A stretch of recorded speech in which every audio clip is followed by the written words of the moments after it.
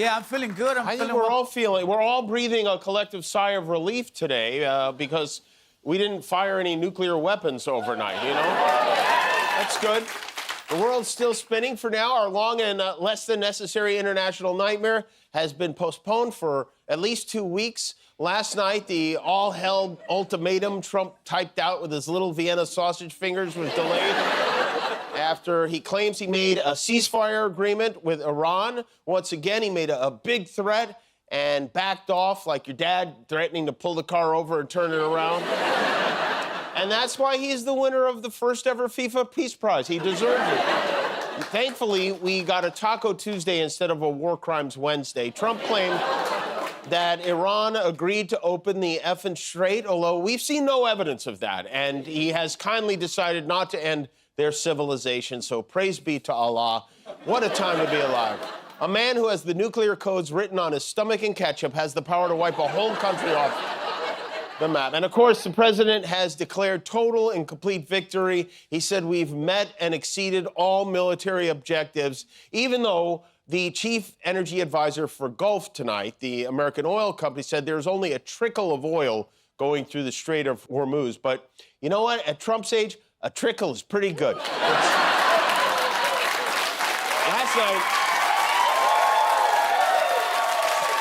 night, Trump wrote, a big day for world peace. Iran wants it to happen. They've had enough. Likewise, so has everyone else. Okay, that part is true. Big money will be made. Iran can start the reconstruction process. We'll be loading up with supplies of all kinds. I think they call that looting. And just hanging around in order to make sure that everything goes well. He's just hanging around. He started with a catastrophe and he ended with an apostrophe. Hey, sorry I threatened to kill your civilization. Let's hang out. You want to play Xbox or something? He seems to think that he can threaten to kill an entire civilization and then they're going to be totally cool with it the next day. I'm not sure he's getting this. Let me put this into terms you might be able to understand, Mr. President. Remember how you cheated on Melania with a porn star right after she gave birth to Barron, and now you guys sleep in separate bedrooms and she looks at you like Vin Diesel looks at The Rock? This is that type of situation. It's not going away. But according to the gang at the Hannity show, the ceasefire is going great if you ignore all the fire and focus solely on the cease. And welcome to Hannity. And tonight we begin with this Fox News alert. At this hour, forces in Iran continue to fire missiles at Israel and reportedly at other countries as well. It might take time for news of the ceasefire to reach all of Iran's fractured forces on the ground, or have they violated this ceasefire already? But if the missiles stop, President Trump will have done it again. With help from his trusted advisor, the Easter Bunny. Someone at Fox has to hate him for them to use that photo in that spot, right? I mean, we got a mole in the edit bag. It's unclear what the plan will be going forward or what the plan was in the first place, but Trump is eager to spin it as a win. 5 days ago, he called Jonathan Karl from ABC News a third-rate reporter. Today, he gave him an exclusive interview on the phone. I asked him, are you going to be willing to allow the Iranians to charge a toll? They're talking about a $2 million for ship toll through the Strait of Hormuz. And he said to me, well, maybe it will be a joint venture. Maybe it'll be a U.S.-Iranian toll, and we'll each get a piece of it. That's our Mafia Don, always in for a taste. You have to pay the Ayatollah if you want to get through. This is how he thinks. We'll just go into business together. No hard feelings about killing your whole family. What do you say we start over and partner up, huh? That's my little mullah. Even Trump's Vice President J.D. Vance said this ceasefire is fragile. He said it is like, the ceasefire is like an antique Chesterfield sofa. You have to make love to it softly. J.D. is now in charge of the ceasefire negotiations, along with Special Envoy Steve Witkoff and Special Son-in-Law Jared Kushner. What a trio. We'd be better off with Alvin, Simon, and Theodore. The second thing Ghalibaf said, which, again, I found fascinating, is he said, we refuse to give up the right to enrichment. And I thought to myself, you know what? My wife has the right to skydive.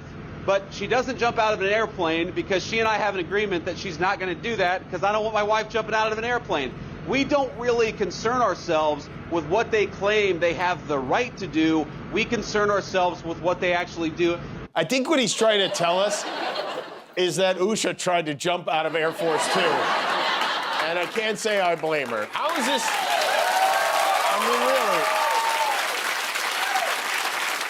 How is this negotiation even going to work? This is a government of religious fanatics who don't believe in democracy, and they use domestic security forces to terrorize their own citizens, and now we expect Iran to negotiate with them? Never mind. Really, the only way this conflict ends is if Iran gives Trump some kind of award, like the Hormuz Peace Prize, you know? You can put it next to the one he got from Hormel Chili.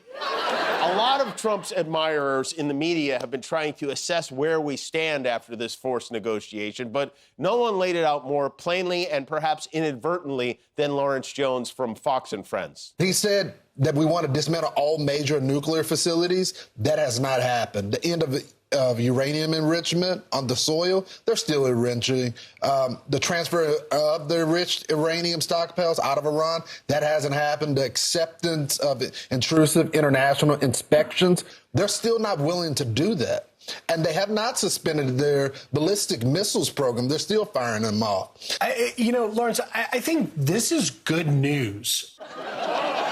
But only because I've had a serious head injury. It's good news. Even Fox News is admitting we got nothing out of this. They go back and forth between admitting the truth and trying to ignore the Taco Bellefant in the room. So Democrats are already saying that this is taco. Trump always chickens out. Let me give you another acronym. Nacho. Never avoids confronting hard obstacles. Now do quesadilla. I want to... The phrase, this acronym, TACO, I looked it up this afternoon, originated in a story in the Financial Times after one of the many times Trump backed down on tariffs, and it has since sort of taken on a life of its own, and not just here, all over the world. まずはじゃあこのタコどんな意味なのかと言いますとこちらです。出ますか画面が。トランプ always chickens out この頭文字を取って TACO タコ。Our president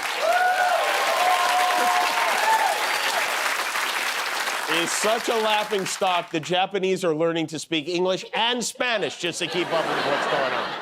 But I have to be honest, I don't like this taco thing, this Trump always chickens out, because it puts him in a corner. I congratulate him for chickening out. I think it was the right thing to do. A lot of presidents, after wasting $40 billion and blowing up a school full of children, would stick with it. They would keep going until their demands for the reasons they started this war were met. They would keep bombing until they knew for sure that Iran would stop enriching uranium and murdering protesters, but not Donald Trump. Our president, he looked at the price of gas, he looked at the polls, he said, oops, and he tucked his pointy little tail between his porky pink legs and tiptoed right back out to the golf course. Mission accomplished, everyone. That takes guts right there, you know? So, I mentioned last night, one of the more prominent and more vocal critics of the war in Iran was Pope Leo, but I guess he's feeling pretty good about it now because today Pope Leo caught up with the Harlem Globetrotters. There he is. There's Holy Moses Malone spinning a ball on his finger. Never has a scene at the Vatican felt more like an episode of The Love Boat than that. In Texas, the Republican-led Board of Education would like to add the Bible to the required reading list at public schools.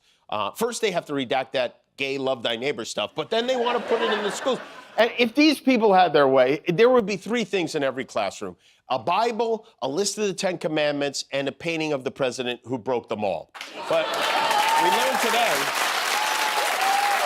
so much for separation of church and state, that Trump's now former attorney general will not be sworn in on one of those Bibles. Pam Bondi was supposed to testify in front of the House Oversight Committee next week to explain all the shenanigans she shenaned when it came to the release of the Trump Epstein files. But now she will not be sworn in to answer questions under oath. The assistant attorney general wrote... Bondi no longer holds that office.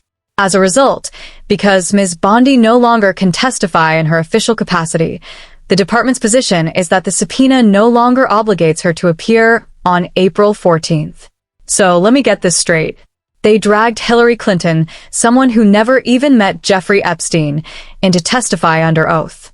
But Pam Bondi, who said she had the whole Epstein client list on her desk and then never showed it to anybody, doesn't make the cut. That makes a lot of sense. By the way, she didn't have time to testify. She's been busy screaming at the teenage manager of a Quiznos for putting Chipotle mayo on her Baja chicken sub. The good news, if there is any good news, is that the price of oil went down today, which means the price of gas will go down. It was the biggest one-day drop in 6 years. And when Trump said big money will be made, he meant it. Hello, everyone. This is your favorite president, Donald J. Trump. The J is for Jaffer, like the hero from Aladdin. My war in Iran, which is not a war, but if it was a war, and it would be the hottest, most fantastic war. We now control the Strait of Hormuz. They call it a strait, which is an old-fashioned term for Lindsey Graham. So straight, the straightest. And now that we own it, I'd like to introduce my newest product, Trump Oil. Made with a mix of redaction ink from the Epstein files and the goo that leaks out of Rudy Giuliani's head. Trump Oil is 100% USA black gold. Black. We're allowed to say that again. Thanks to me. America now has more oil than Pete's Beehole. And I'm passing the savings on to you. Trump Oil comes in 3 exciting flavors. Original recipe, Cool Ranch, and a secret batch I mix with the makeup I use to conceal the mysterious bruises that cover every inch of my perfect body. It's like a mocha. Mocha. Come grab a bucket of clean, beautiful Trump Oil. Available exclusively wherever Don Jr. buys that he puts in his hair. I'll take 2 barrels. We got a fun show for you tonight from the boys. Anthony Starr is here. We have music from Mitski. And we'll be right back with Gene Smart.